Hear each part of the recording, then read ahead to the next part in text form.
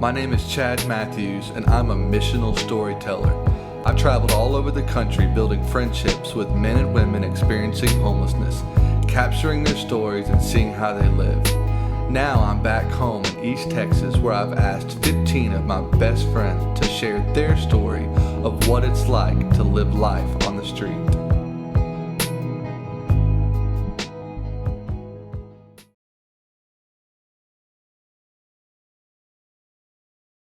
I'd say my struggle started when I was about 8 years old. We got taken away from my mom, put in foster care, me and my brother. All I wanted to do was be home with my family. And so I dealt with a lot of, rejection issues there and abandonment issues. And I felt like I was just on my own, because I wasn't with my family, my biological family, all that I knew at the time. And so I was placed in different homes, adopted, and I started experimenting with drugs when I was 13, a little marijuana, tried to drink a beer here or two, just trying to fit in. Then by the time I was 15, 16 years old, I had run away. They had placed me in an emergency youth shelter until they could find a place for me to be. I was 17. I met my daughter's father. That's when I was introduced to crack cocaine. I had no idea. I'd heard of cocaine, but I didn't know about crack. I didn't know about. But they were all doing it. I got curious about it. Plus, I had, a crush on him, and so here I'm, anything to be next to him. Eventually, I went to jail. I had caught my first theft charge. It was shoplifting charge, rather. Then when I got arrested on that, on a probation violation on that, I ended up getting a felony charge for forgery. That was probably like the worst 2 years of my life. It should have been. It should have been enough for me to stay straight when I got out. But it's like when you walk out them doors, sometimes it don't matter how long you've been locked up. You go to step into another world that you forget all that. So I ended back on the streets. And that's where, the prostituting, the way, I didn't know anything. I knew some things from what I watched on TV or heard, but it was like a whole nother life that I didn't know about, just walking down the street, getting picked up, paid. And I would act on impulse, and do things that are just for the moment. That if I wanted to get high, I had a way to, whatever, if I can get to it, regardless of stealing or doing what I had to do as far as on my body or whatever.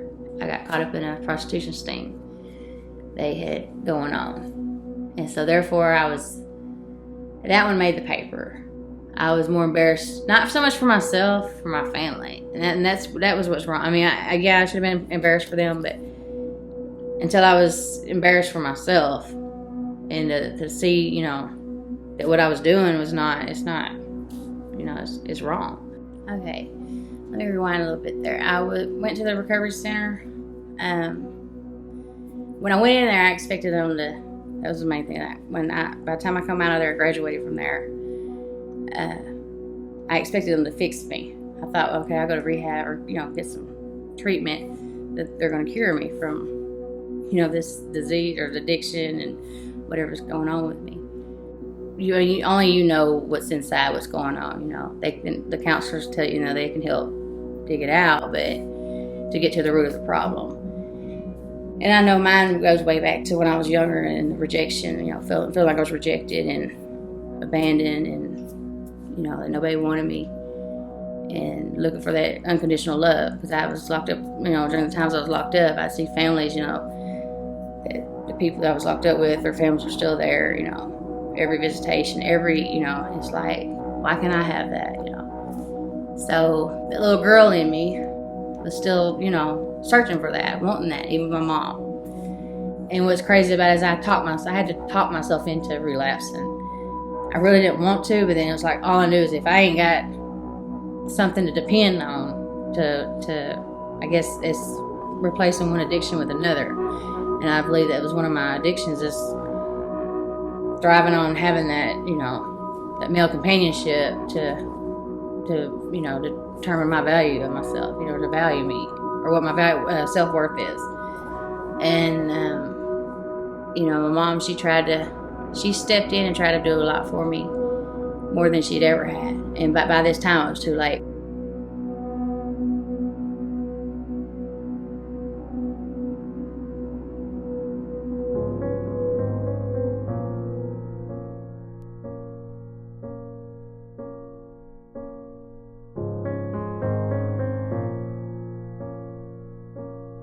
So I ended up down there in the tent. This is when, they have tents everywhere by this time. So I ended up down there, and I was miserable the whole time. You don't feel clean. I don't care if I'd go take a shower at Salvation Army. By the time I got back down there to the tent, I just feel dirty all over again. And then, of course, you're with different people that are around you, that's got tents around you too, You don't know what kind of people you're really dealing with. You think you do because you see them every day, but then you just never know. You don't put nothing past anybody. And so you always have to keep that guard up. But I was just like, finally one day I was just like, I'm not living like this. I decided, I'm going home. For the first time in 15 years, I'm not on paper and not facing anything to be on paper. Not having to look over my shoulder, not having to be here and here and here, like, on everybody else's time. And so it's a relief. And it's still a struggle. We have daily struggles. But, and that's what I tell anybody. It's easy to get off drugs. It's easy to get off the streets. It's staying off of it. God isn't through with me.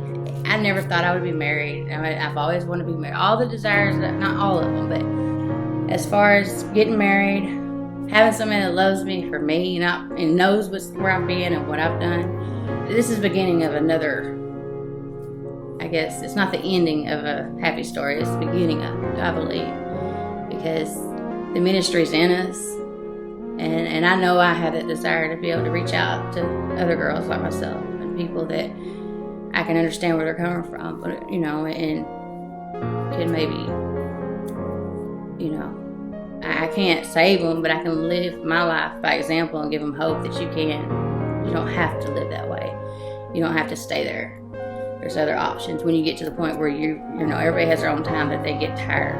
It might not be 5 years from now that it happens, but you're going to get there. And I know God still works on me. But today I can feel, I got all teared up. I feel those feelings now, to where I used to avoid them and didn't deal with them. So it's good that it's good that I feel them. And I know that's God working. But God has it all planned out. And I know, as long as I let Him have control and me not try to steer the wheel and go my direction, it's, there's going to be hard days, but, I know that with Him, I trust, and I trust that He's going to get me through it.